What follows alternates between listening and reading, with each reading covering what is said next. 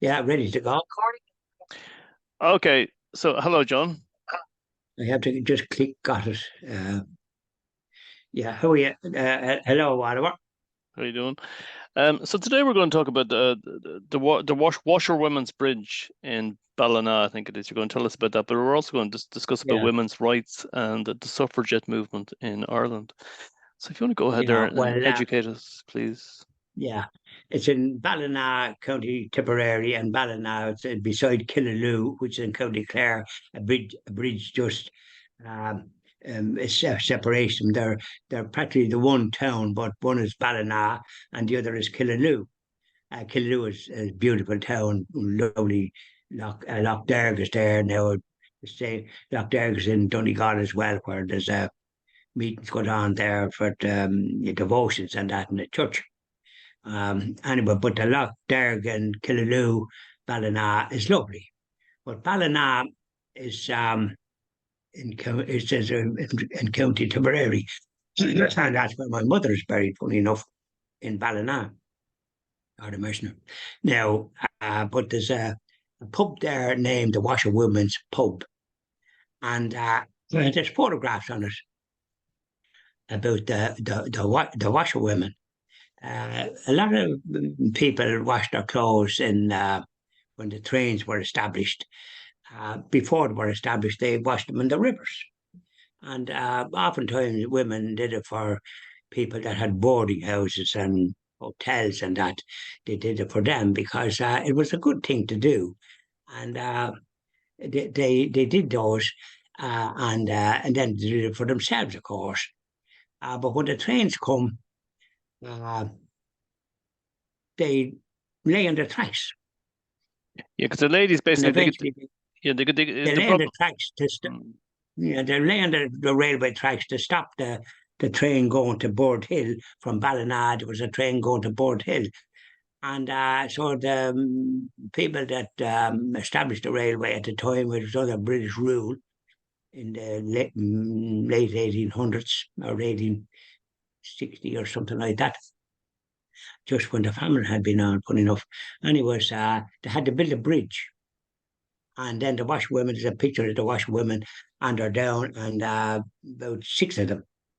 And they were hardy looking ladies. They weren't kind of what a typical washerwoman looks like an oldish person. These were youngish looking ones.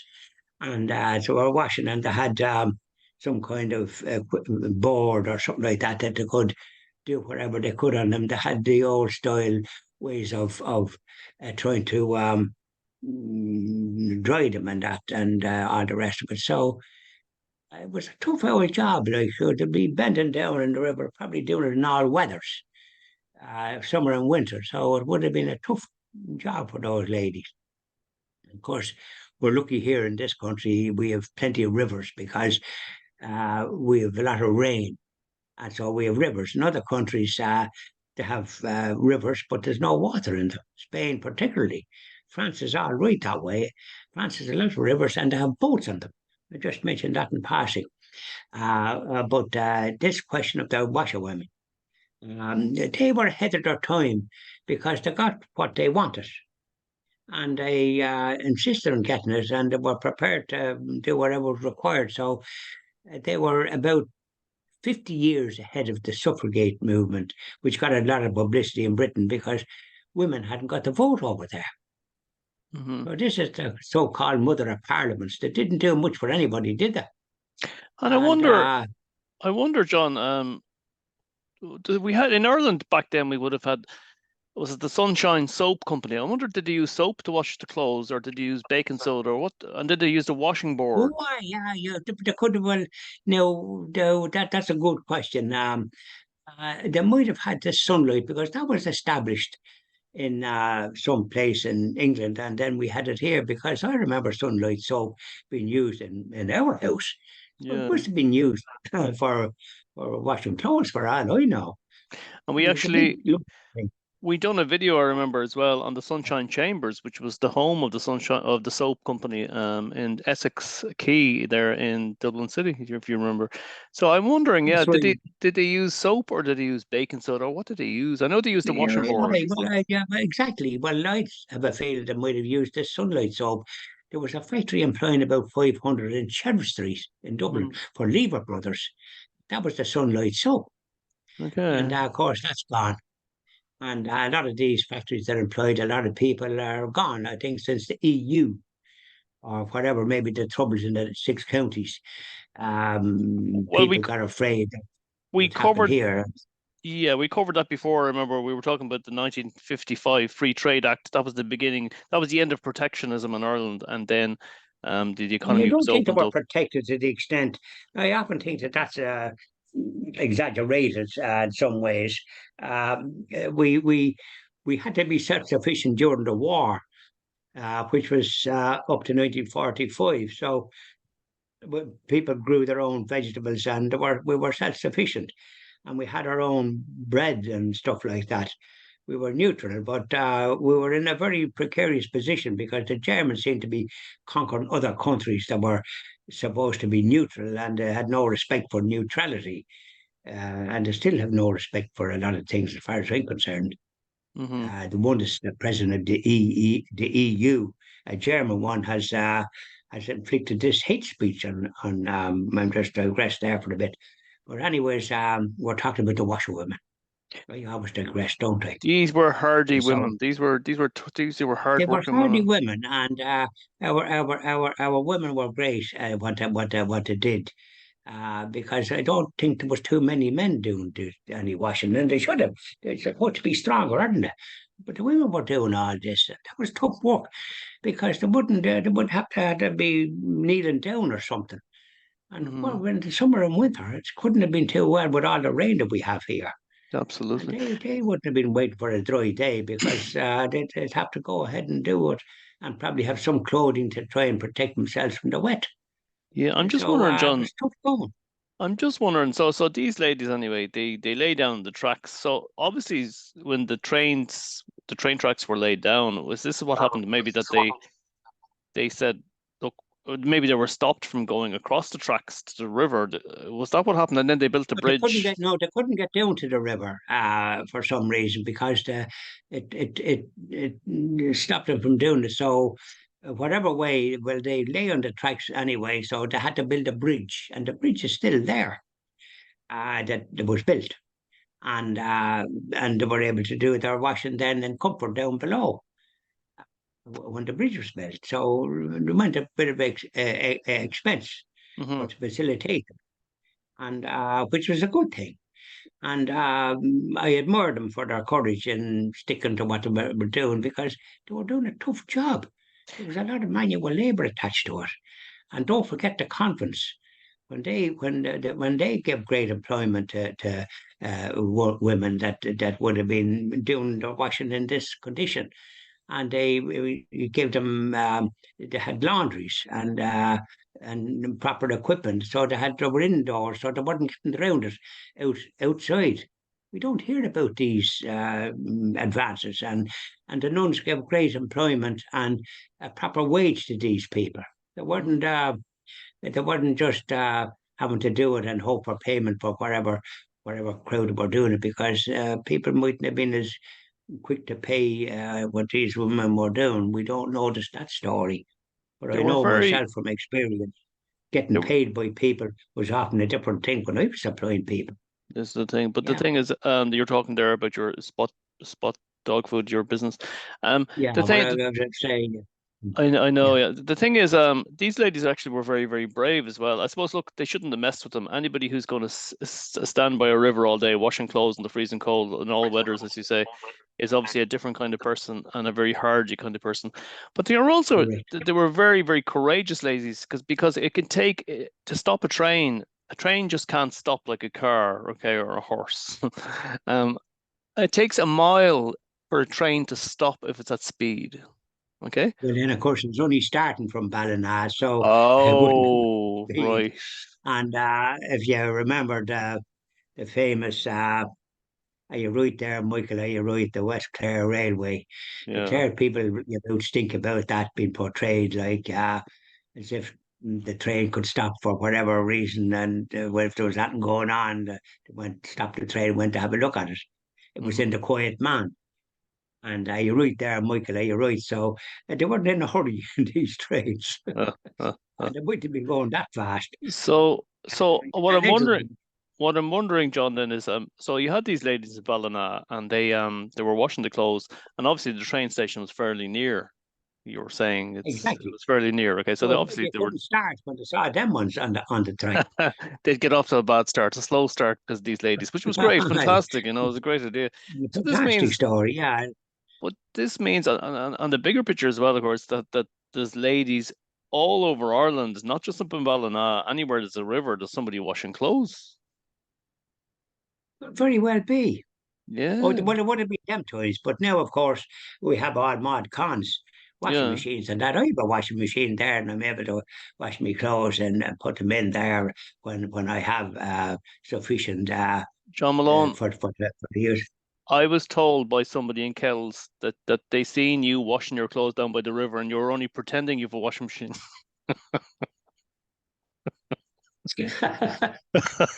I wouldn't mind because there's a river here, and there's a bit of a flow in it, and a nice stream there in There the is. parish gardens, named after Saint Albert Plunkett, our great saint, who gone Yeah. and quartered in England. So in London, Tyburn, with the savages over there, So they did all these. these ladies were absolutely fantastic. They fought for their rights. They laid down the tracks. And of Yeah, course, laying down the tracks for these ladies would have been, in compared to what they were doing in a hard day's work, would have been like a holiday because these were hardy ladies. I mean. that's right. Yeah, exactly. And but we're doing this all over the country at that time. Women were washing clothes in rivers. Hmm. They didn't have anything otherwise, and so like they were great. So But we owe them a great debt of gratitude for what they did, and can their families would have been clothes would have been clean for them because like you know yourself, you have to have clean clothes, otherwise you'd be smelled a good bit of way, like going along again if you didn't have clean clothes. okay. But the thing is, can you ever remember in your lifetime, right? Okay, can you remember anybody washing clothes down by the river? I don't think so, but I remember clothes were washed in the sink and with this life boy, not Lifebuoy, this that's life, right. Yes, was Lifebuoy. this soap, and big lumps of soap. Sunshine soap, and then there was, Right, yeah. that's correct. Sunshine, and they gave it a nice name, Sunshine, because I suppose at least you could be in out of the wet. So it was a great advance, wasn't it? It was You could wash absolutely. your clothes indoors without being outdoors getting drowned. And I think about the thing about a bar of soap back in those days, Good job. it was about the size of two packets of cigarettes. It wasn't a little bar that fits into your hand nowadays. It was a big square Oh, bar. correct and right. It was, yeah, big, and you got a big. I remember seeing them because that's how I take the way my mother did it, and in the sink in Boyle, and I think in Hoth as well. Mm. So, like the thing is that and we had outside toilet. We had an outside toilet in Boyle, and same in Hoth. You didn't have an indoor lad. Now we had a light that you could go out, but you had to go out in all weathers, This is the and it'd be thing. pretty nippy out there in the winter time. And the same in Boyle. This is the thing. And So but you so had a light so that this you could one, put on. yeah. So I'm just wondering. So I remember in County Kerry when I was a child, my mother boiling a Mm, big pot of water to wash the clothes, and then we got a washing machine eventually exactly. in the 70s. Yeah. And then Yeah, there you are. And that was no not that long ago, but I would have been before that. And so I remember all these things. And then things were hung out in the line, like we had lines anyway, and they probably had it even when they were washing in the river. And and so it was a great thing to have, wasn't it? And then the women that got the jobs in the laundries that the nuns rung the Sisters of Mercy and all these, and they were very happy in it. I think I remember meeting people in those times, and there was none of this, and there was one down in Boyle as well mhm. by the nuns, and They were very well treated. They There were. you did your best to get a job in it. You The did, ladies did, and just go back to but the they could wash be living at home. to domestic Yeah, washing so first. I just want to go back there yeah, well, now, to domestic hey, wash. I just want to go back there to domestic washing for a second. Okay, so your yeah. first washing machine, was that a twin tub? The first washing machine that we got, I think, was made in Russia, Made in and it Russia. was Wow. Russia, and it had very few gadgets, but it did a great job. Okay. A great job. It didn't have all the gadgets now they have now that I have out there.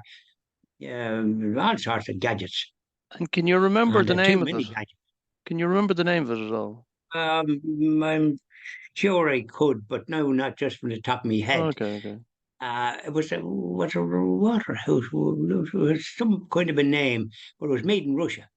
And God, it was a great one. And it did a great job. Yeah, And it's quite simple. There was only a couple of knobs on it, but by goodness, did it do a great job. I had that for years. very, Yeah, I very had good. it with Julie, Lord Commissioner, and we had it for years. Excellent. Because we are. And but then eventually give up the ghost. I think we used to get it serviced by a lad, and he wouldn't overcharge as well when we had it in Bray and we had it wherever we were. Mhm. And oh, great. And you know, I'm going to give Yeah, you a little bit of useless information now, okay? Do you yeah. know what's the most popular time in Ireland for a woman to look for a washing machine repairman? What time of day do you think it is? Well, if she looks for a fellow with this, I'd say it'd be in the morning, Okay, what time? probably about 10 o'clock. Well, now, there's two times that are very popular for a woman to look for a washing machine repairman on Google. I know that because I studied digital marketing. We were able to find out all these things. So the first, when when a woman gets out of bed, the first thing she does is she checks the washing machine, okay, to see did it finish last night's wash. So 6:30 in the Yeah, morning, okay, she discovers it's broken, and then she'll go at 1 o'clock. She'll get someone to try and repair it. That's the way it works. my goodness, yeah. There you are, you see, because quite frankly, a repairman, but we were very lucky. I used to call to a house in Bray, the insurance, and he was that's where his job washing machines and electrical appliances, and he lived not that far away, just nearly beside. We were in Civil Gardens. He was somewhere else, just in the next state, and he was around, and he didn't overcharge. He did a great job. As a matter of Nice. fact, I couldn't fault him. And then when that gave up the ghost, he gave us one that he had in his own house, and it was a good one as well. I forget what it was. It was Zanussi, I think, Hmm. and it did great for us as well because he had it was well looked after. Patrick Coleman was his name. Patrick, great name, isn't it? Hmm. And Patrick. So that's what he did. Yeah. So were always well supplied, but I certainly wouldn't depend on it there in other parts. I think tradesmen now you can kiss them goodbye. They seem to be so busy here, there, and yonder that they wouldn't come to you when you want them. It might be Well, a couple of weeks wait. that comes down to government failure, policy failure, and apprenticeships and the various Correct. things. Yeah, actually, the lights is out with them, up here. Absolutely. So I This is just want what to they're go doing. Imagine yeah, go ahead. back to the ladies anyway, with the washing. So then we had the suffragette movement in Ireland came about a couple of years after that. So they were way ahead of their time, these ladies. A good few years after that. Okay, so I just going to read out some here that I have. Okay, so the Yeah. Irish Women's Suffragette Society was an organisation for women's suffrage, founded by Isabella Todd as the North of Ireland Women's Suffragist Society in 1872. And from that, you had an act, the 1887 Act came about from that. There was other notable women as well. There was Johanna Mary Sheehy Skeffington, and she was a suffragette and Irish Right. nationalist, and along with her husband Francis Sheehy Skeffington Margaret Cousins and James Cousins as well. She founded the Irish Women's Franchise League in 1908 with the aim of obtaining women's voting rights.